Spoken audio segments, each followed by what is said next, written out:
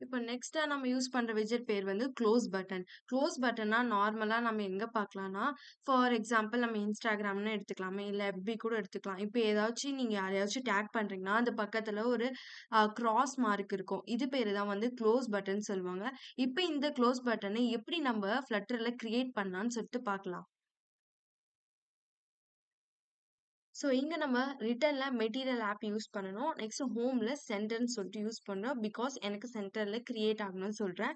So நான் சைல்ட்ல இப்ப என்ன குடுக்க போறேன்னா, மெட்டீரியல் அப்படின்னு சொல்லிட்டு குடுக்க போறேன். பிகாஸ் இங்க இது ஒரு மெட்டீரியல்னால யூஸ் பண்றதால மெட்டீரியல் அப்படின்னு சொல்லிட்டு குடுக்குறேன்.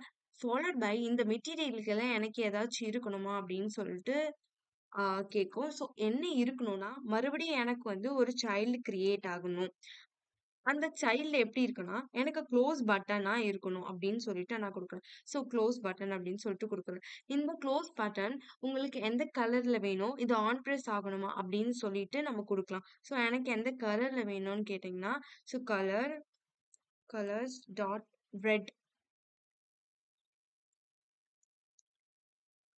கலர்ஸ் டாட் ரெட் அப்படின்னு சொல்லிட்டு குடுக்குறேன். பிகாஸ் எனக்கு இது ரெட் கலர்ல இருக்கணும் அப்படின்னு சொல்றேன். ஸோ ஏதாச்சும் ஆக்டிவிட்டி நடக்கணுமா அப்படின்னு கேட்டீங்கன்னா, எஸ் அஃப்கோர்ஸ் எனக்கு ஆன் பிரஸ் நடக்கணும் அப்படின்னு சொல்லி குடுக்குறேன். பட் நான் இது வந்து நான் நெக்ஸ்ட் நேவிகேஷன் பேஜ்லாம் நான் கிரியேட் பண்ணல.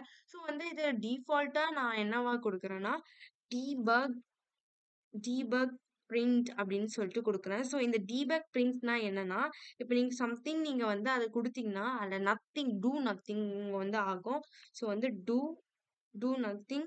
ஸோ நான் வந்து டூ சம்திங் அப்படின்னு சொல்லிட்டு குடுக்குறேன். ஸோ இது வந்து ஒண்ணுமே ஆகாது. இப்ப நீங்க உங்களோட அவுட்புட் கிரியேட் ஆயிடுச்சுன்னா, நீங்க ரன் பண்ணிட்டு கிரியேட் ஆயின பிறகும் அந்த குளோஸ் பட்டன கிளிக் பண்ணீங்கன்னா, ஜஸ்ட் இது வந்து ரியாக்ட் ஆகும் தவிர, நெக்ஸ்ட் பேஜ்க்கு போவாது. ஏன்னா நம்ம நெக்ஸ்ட் பேஜோட ப்ராப்பர்ட்டி எதுவும் குடுக்கல.